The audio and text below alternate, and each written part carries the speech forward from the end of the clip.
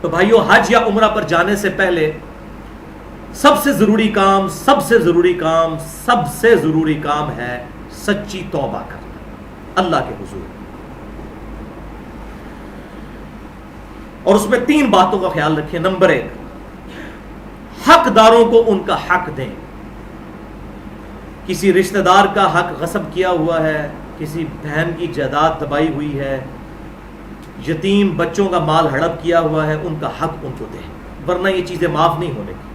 اور سب سے بڑا حق اللہ کا ہے کہ شرک سے توبہ کریں. اور رسول اللہ صلی اللہ علیہ وسلم کے حق کا تقاضا ہے عقیدہ ختم نبوت درست کریں اور آپ صلی اللہ علیہ وسلم کو اپنا امام مانیں. اور باقی جتنے لوگ ہیں ان کا احترام اپنی جگہ، لیکن امامت آپ صلی اللہ علیہ وسلم کے ساتھ اپنی خاص کریں، انہی کی پیروی کریں، اسی میں ہماری نجات ہے. نمبر 2، ہر گناہ کو ترک کرنے کا پکا عہد کریں اور پرانے گناہوں پر شرمندہ ہوں اور آئندہ نہ کرنے کے لیے اللہ تبارک و تعالیٰ کے حضور توبہ کریں.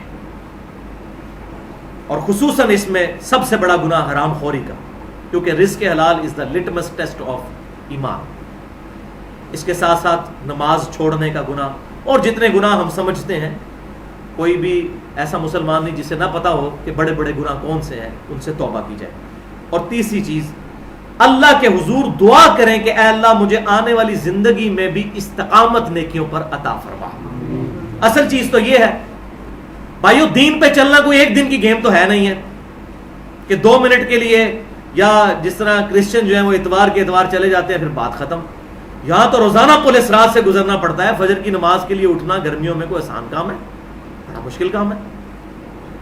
رمضان کے گرمیوں کے روزے رکھنا کوئی آسان کام ہے؟ اپنی نگاہوں کی حفاظت کرنا کوئی آسان کام ہے؟ رزق حلال اور حرام میں تمیز کرنا کوئی آسان کام ہے؟ تو ایک دن کی تو گیم نہیں ہے بھائیو.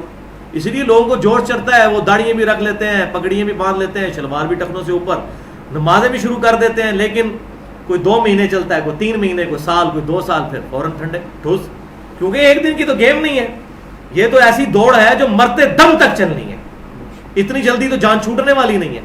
1-2 دن کی گیم ہوتی تو بڑی آسانی سے ہو جاتی. لہٰذا اللہ کے حضور دعا کریں، لیکن یہ دعا اسی وقت کارگر ہے جب آپ کی اپنی نیت بھی ہے. میری اندر سے نیت نہیں ہے نیکی پر چلنے کی، اور میں لاکھ دعا کرتا رہوں یا اللہ مجھے نیک بنا دے، تو نیک کبھی نہیں بنے گے. اور یہ میں اپنی طرف سے بات نہیں کر رہا، یہ قرآن کا فتویٰ ہے. سورۃ العنکبوت کی آخری آیت ہے، بسم اللہ الرحمن الرحیم، والذین جاہدوا فینا لنہدینہم سبلنا. جو لوگ ہماری راہ میں کوشش کریں گے ان کے لیے ہم اپنی راہیں کھولیں گے. وَإِنَّ اللَّهَ لَمَعَ الْمُحْسِنِينَ، اور بے شک اللہ تعالی نیکوکاروں کے ساتھ ہے جو خود نیکی کمانا چاہے. اس کائنات کی سب سے ایلیٹ چیز ہے ایمان. یہ فٹ پاتھ پہ نہیں ملے گا آپ کو، یہ ایلیٹ ترین چیز ہے. اس کے لیے ایفرٹ پٹ کرنی پڑے گی. اسی لیے آپ دیکھ لیں لوگ نیکی پہ چلتے ہیں، بڑا جوش چڑھتا ہے جوانی کے دنوں میں، پھر اچانک کوئی حالات بن جاتے ہیں، کسی کے ساتھ فائنینشیل کوئی پرابلم شروع ہو جاتے ہیں، کسی کے ساتھ تعلیم کے مسئلے شروع ہو جاتے ہیں، کسی کے اور مسئلے شروع ہو جاتے ہیں. آہستہ آہستہ کرتے کرتے جناب وہ داڑھی بھی گئی اور نمازیں بھی گئیں، سب کچھ چھوٹ جاتا ہے. اتنا آسان کام نہیں بھائیو، یہ بہت مشکل کام ہے.